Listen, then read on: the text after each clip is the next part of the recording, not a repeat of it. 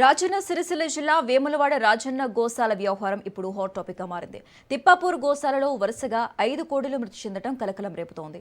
అయితే ఈ కోడెల మృతికి అసలు కారణాలేంటన్నది ఇప్పటికీ స్పష్టతకు రాలేదు. 5 కోడెలు మృతి చెందినప్పటికీ పోస్టుమార్టం నిర్వహించకపోవడంపై అసలు పలు అనుమానాలు వ్యక్తమవుతున్నాయి. కోడెల సంరక్షణలో ఆలయ అధికారులు విఫలమవుతున్నారంటున్న బీజేపీ జిల్లా అధ్యక్షుడు రెడ్డబోయిన గోపితో మా correspondent Mahender face to face. Rajanna Vemulawada Tippapur గోశాలలో 5 కోడెల మృతి ఇప్పుడు జిల్లాలో చర్చనీయంగా మారింది. అయితే ఈ ఆలయ అధికారుల నిర్లక్ష్యంతోనే గోవులు ఈ కోడెలు మృతి చెందాయని చెప్పి ఓవైపు బీజేపీ నాయకులు హిందూ సంఘాలు ఆగ్రహం వ్యక్తం చేస్తున్న పరిస్థితి. అయితే కవరేజీకి వెళ్ళిన మీడియా మిత్రులపై కూడా కేసులతో బెదిరింపులకు గురి చేస్తున్న ఆరోపణలు కూడా వెల్లువెత్తుతున్న పరిస్థితి. మనతో పాటు బీజేపీ జిల్లా అధ్యక్షుడు రెడ్డబోయిన గోపి ఉన్నాడు. దీనిపై మరింత సమాచారం అడిగి తెలుసుకునే ప్రయత్నం చేద్దాం. నమస్తే అన్న.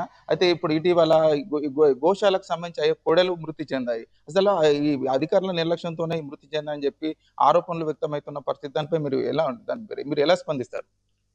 ఈరోజు రాజన్న దక్షిణ కాశీగా పేరుగాంచిన రాజన్న ఆలయం, అందులో ప్రత్యేకత కోడమక్కులు.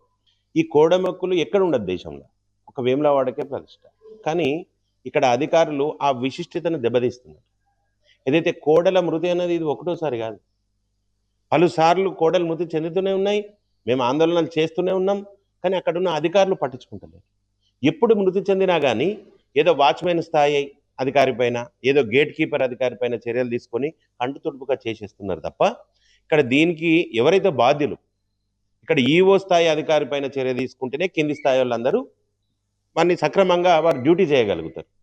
మరి గోవులు ఎందుకు చనిపోతున్నాయి? ఆరోగ్యరీత్యా అని కొందరు, మరి అక్కడ ప్రాంతం సరిపోక అక్కడున్న 200 గోవులు పట్టే స్థానంలో 400 గోవులను పెట్టడం, నోరు లేని జీవాలు కదా ఎవరితోటి చెప్పుకుంటాయని చెప్పి వాటిని పట్టించుకోకపోవడం. 250 చిలుకు అంటే పట్టే ఆ స్థలంలో 500 గోవులను అక్కడ ఉంచడంపై కూడా తీవ్ర విమర్శలు వ్యక్తమవుతున్న పరిస్థితి. అక్కడ అంటే పరిశుభ్రత లేకపోవడం, దోమలు ఈగలతో అనేక కోడలు ఇబ్బంది పడుతున్నాయి అనేది కూడా మనకు ఆరోపణలు వస్తున్న పరిస్థితి. దానిపై మీరు ఎలా చూస్తారు? మీరు ఆ ప్రభుత్వానికంటే ఆలయ అధికారులకు కూడా మీరు ఏం చెప్పదలుచుకున్నారు? ఆలయ అధికారులు సొంతంగా ఖర్చు పెట్టుకొని చేయాల్సిన పని కాదు. దేవస్థానానికి ఆదాయం ఉంది, దేవస్థానంలో ఖర్చులకు ప్రభుత్వం భరిస్తుంది. కానీ అధికారుల నిర్లక్ష్యం వల్లనే ఈ కార్యక్రమం జరుగుతుంది.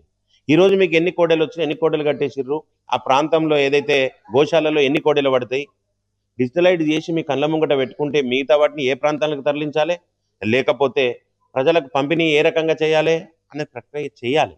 ఏదైతే 5 కోడెలకు సంబంధించి ఇప్పుడు మృతి చెందిన వెంటనే అయితే గోప్యంగా తీసుకుపోయి ఖననం చేసే పరిస్థితి ఆలయ అధికారులు ఇటీవల చేపట్టారు.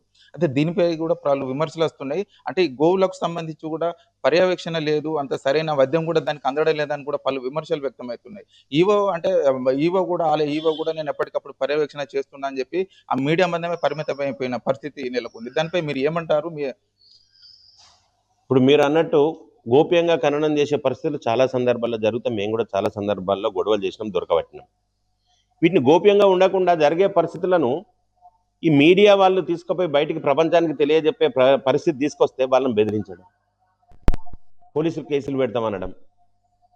ఇప్పుడు ఏదైతే గోప్యంగా జరుగుతుందో వాటిని ప్రజలకు తెలియజెప్పుడే మీడియా యొక్క వృత్తి.